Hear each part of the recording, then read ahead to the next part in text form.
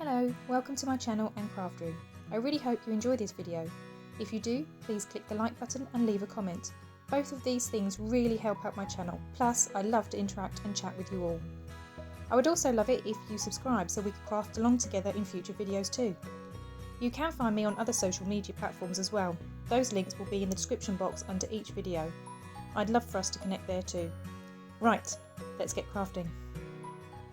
Hello everyone, so I am working on my design team project today for LineDotArrow. I've actually made two, so this one is finished. I've got another one here that I just need to finish off, so that's what I'm doing on camera today. I haven't done a tutorial for this because I followed a tutorial.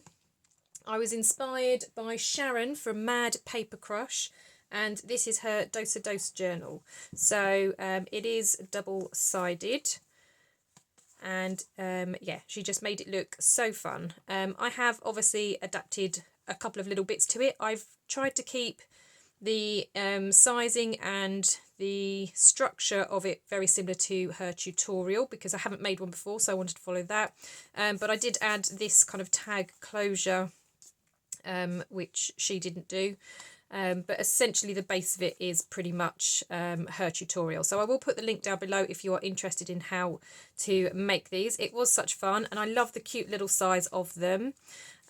So yeah, I'm going to show you this one and then we will get on and finish the second one that I have made.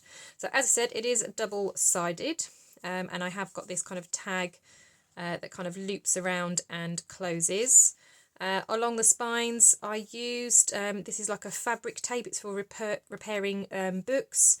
I used it before in my detective lap book. It didn't work quite so well on the detective lap book because it was much wider, but this one it worked really great. And then I've just used some kind of fabric ribbon over two parts as well, just to make it look a little bit more tabbed. So this is my LineDotArrow design team project. I used the Vintage Papers kit.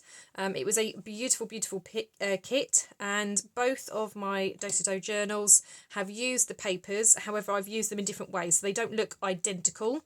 But as I say, the base is essentially the same.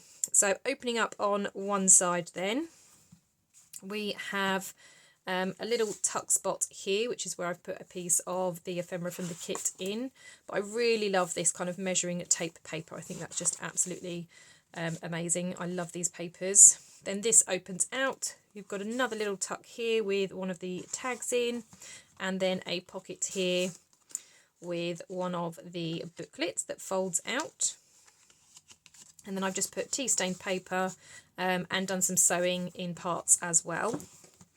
You then have a journal on this side, so you've got a nice big pocket here with the book page, and then yeah, like I say, lovely vintage book pages. I really loved this kit.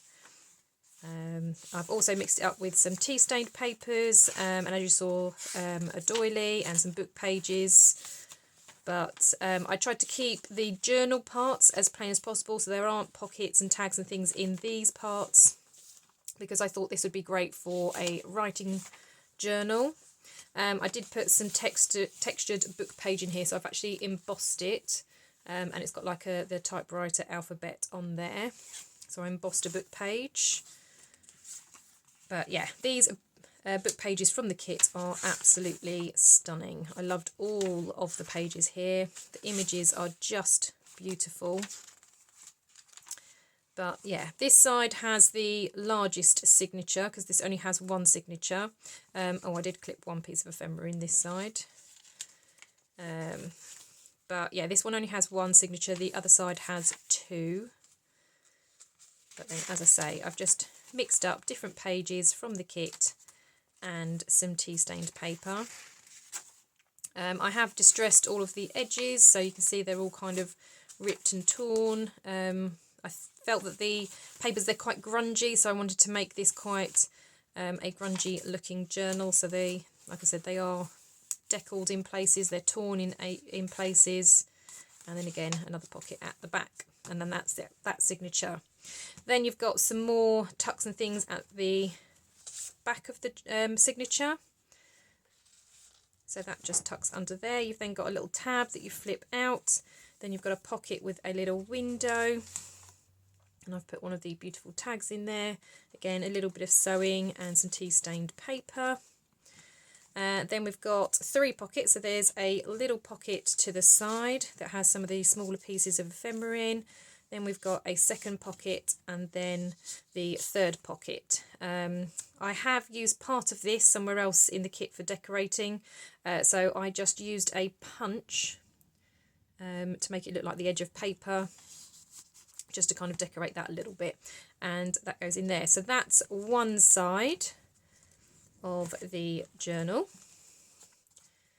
And then you just wrap that around and then flip it over. And we can take a peek at the other side. So again, closure's the same. I've got a butterfly on the front with a little bit of fabric up the middle. And I think actually that's the other piece that I cut off the top of the measuring ruler. So on this side, as I said, this one has 2 signatures. So you've just got one large pocket in the front. And again, I've done the same with the edging there on that, and then tea-stained paper on the back. You've got 2 signatures which are the same as the first one, so it's a mix of the gorgeous, gorgeous papers and some book pages as well, and some tea-stained with doilies as well. But yeah, I just printed out the papers a few times, so there are duplicates in here. Again, I have torn and distressed the edges. And again, I haven't used ephemera in here, so there aren't any tags and bits and pieces in the actual signatures. I just kept it to the pages so that there's lots and lots of writing space. But yeah, just so beautiful. And even these decorated pages, you could easily write over that and still see that very clearly, which is something I really loved about this. I do love that grungy look. As I say, lots of book pages in there as well, some music sheet, some doily, and then they're your 2 signatures. And then at the back of this one, there is just the one pocket down the side, and then again another piece of ephemera. So there aren't so many pockets and flips on this side because this side does have the double signature. And then, again, the closure to keep that closed. Now, Natalie also had running in her Facebook group, the LineDotArrow Facebook group, a series of challenges this month. In the first week, you could have used this kit. There was her other kit that she released this week as well, or there were some freebies that you could use. And one of them in week 1 was to make a mixed media tag. Now, I did take part, and I've actually put it on this one, I believe, yeah, on this one. So I used those tags and elements, and I actually put them on my cover. So this one I've got texture paste. Again, I've used fabric similar to this one. And on the other side, I've done the same. So I've actually stuck this tag down, so it's not actually usable as a tag. But again, it's got all the texture. So those were my mixed media tags that I used to make as part of the challenge. Also, as part of the challenge, the week 2 was a stuffed paper bag. So I just did a very little one. So these started off as very small. They were a long, thin paper bag. And my sister actually picked them up for me when she went on holiday. I want to say to Greece. I'm not sure if that's where she went. But she went on holiday, and they were these long, thin paper bags that they used to have cutlery in, I believe, when they ate out. So she brought some home for me, and I used that. So you've got a pocket here for the closure. So there's actually a double pocket. So I've got a larger piece of ephemera in the back and then smaller ones in the front. And then when you open it up, you can see this is the seam here of the paper bag. And I thought, well, I'll use that as like a little mini tuck spot. So I've got some of the teeny tiny mini elements, and then I've just shoved those in the top pockets, and then I created pockets down the bottom as well for some of the larger pieces. But yeah, that's my stuffed envelope, and I thought that was quite cute and a nice way to kind of still have some of the ephemera, and that will go with that journal then. And then somebody could use the ephemera from here to kind of decorate their journal however they wish. Okay, so as I said, this one is almost finished. I just need to do a couple of extra bits. I've also got some of the little bits of ephemera that need to go into this stuffed paper bag. So those are going to go in there in just a moment. I also have one of the signatures still to sew into here. So I've done one side with the double signature. So I just need to do the single signature, which I'll do now. And I've actually been using a new awl that I received from BB Craft. Now normally the pokey tool that I use is this one, and as you can see it's got quite a thin handle, which is fine, but if you've got quite a lot of papers in your signature, trying to force this through, it does hurt your hand. So that's why I decided to go for these from BB Crafts, because I thought, well, with a sort of thicker, wider handle, they may be more comfortable, and it has been. And because they're also kind of shaped so your fingers fit round them, it is much more comfortable to poke the holes. Now I do actually need to clean this one. I don't know if you can see that, but it has got glue residue on this, and that's only because, as I say, this black bit down here, this fabric, is actually a fabric tape, because it's for repairing the spines of books. So it does make my awl a little bit gluey and sticky. But when I did the other one, I cleaned it and it was fine. So I know that I can get all that glue off should I need to once I'm finished. So all I'm going to do this, now obviously this is a soft spine, and because it's a black fabric it's very hard to mark up the holes. So all I did on the last one is first of all make sure I've got this the right way around, because that would just be my luck that I stick it in upside down. And then all I'm going to do is just place my signature roughly in the middle. I am just eyeballing it, I'm not measuring, and I'm also making sure that it's roughly in the middle of the spine as well. And then once I think it's roughly in place, I'm going to use this really large clip to just hold that still. I'm then going to use my awl, and I'm going to go again eyeballing it roughly for the middle, and I'm just going to poke straight through.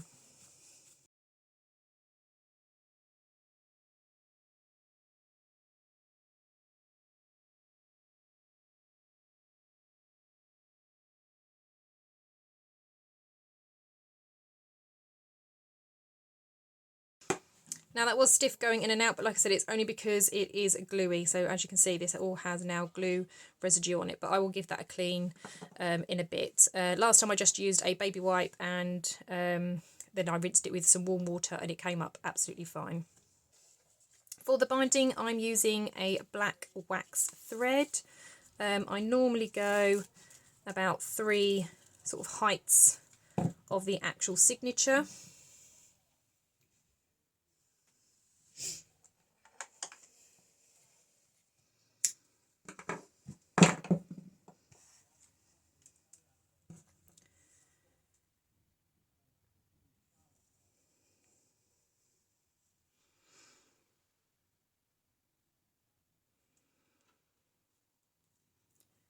Okay, and then hopefully with that clip holding it in place, it should all line up quite nicely. I always find going out of the signature is much easier than trying to come back in, but we will see. So you thread it in until, I normally do it until the thread comes just past the edge of the page. Then I will try and go back in up through the top hole. It doesn't matter if you do top or bottom. Oh, I'm going to try and see if I can get through all the papers as well. This is always the tricky bit. I think more so because this is a soft spine. If this was a hard spine, it does make it much more easier, I think. There we go. Sorry if you can hear noise in the background. I am actually having my driveway done, so I have got builders outside. But hopefully they're not too loud. Okay, then back in through the middle. Oh.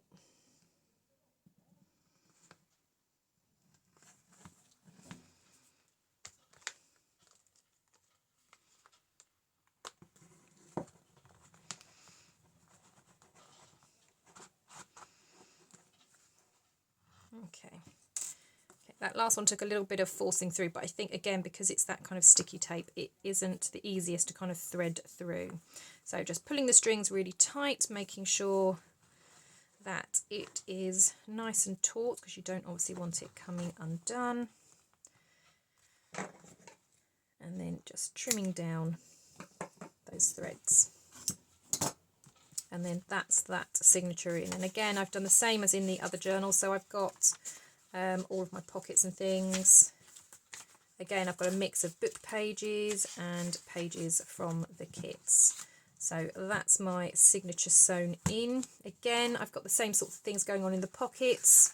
So all of the elements from the kit in the tuck spots and the pockets. Same on the back. So again, got that tuck spot there. We've got the window with, again, another tag.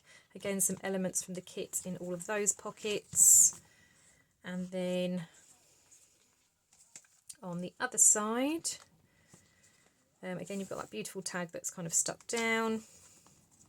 Again, I've done similar things, so I've obviously just chomped out the top with that punch. And then that kind of becomes a tag. And then again, you've got your two signatures in there. Again, with embossed book pages, music page, doilies, and all of those beautiful, beautiful papers. And then, oh, this was another tag actually that I did for the challenge. So I don't know how well you can see that in the light, but that's embossed, heat embossed there. And then I've got obviously some fabrics and bits down the bottom and some of the fussy cuts from the kit down there as well. So that's my two Do-Si-Do journals, which I'm super happy with. Now to fill up this guy then. So I did already start putting some bits in there, but I run out of all my little fussy cuts, so I have done some more. So I can put that in. I've got another one of those. Because these pockets are shallow, I do need to put them sideways. Let's pop one down here. I do also have that pocket here, because this is a double pocket, so we've got a pocket at the back, and then you've got a pocket in the front as well, so I can stick a couple of bits in there. And this one I might need to fold over a bit. And that one can go in there as well. And then these ones we can pop in here.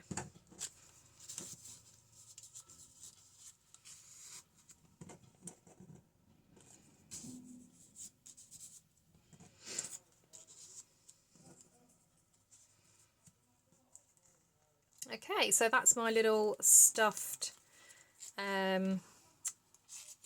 paper bag. Right, the only thing that I've got to do, I've got these sort of laying to the side. So these are the fabric ribbon pieces that I've got, and I just use those on the spine. So I've just got to put those on this bit here. So I do need to undo this side very quickly, because I need to open this up. Now I was debating using glue, but this is a very thin fabric and I don't want it seeping. So I've used the red tape, the double-sided tape on here, because it's super, super strong. So that's what I've used. It does take a minute to kind of get the release papers off, so I will possibly speed this bit up as I get them stuck on.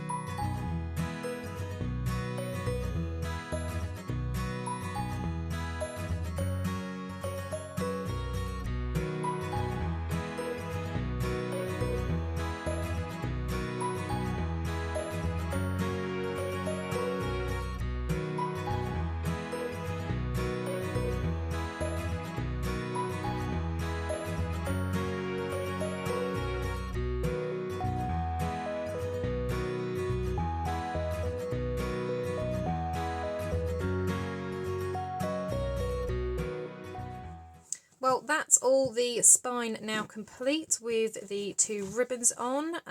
Those are my 2 journals for my design team project for April. There is another challenge in the LineDotArrow Facebook group coming up, which I will be doing. I'll be adding what I make from that to this as well. And then these will go up for sale, but obviously only once everything's all complete. So the last challenge I'm very excited about, Natalie at LineDotArrow made like a faux piano roll, and it was only like a little dinky mini one. So I'm waiting for her tutorial to see how she made that. And then, as I say, I will be participating in the challenge and adding that to this little bundle as well. And then I will have these, as I say, up for sale. It will either be the end of April or the beginning of May. Well, thank you very much for joining me today. Again, I do apologise if you can hear any noise in the background. I really enjoyed making this type of journal, and as I say, I will put the link down below in case you want to see how it's made as well. And I look forward to seeing you all in the next crafty video. Thank you very much now. Bye bye.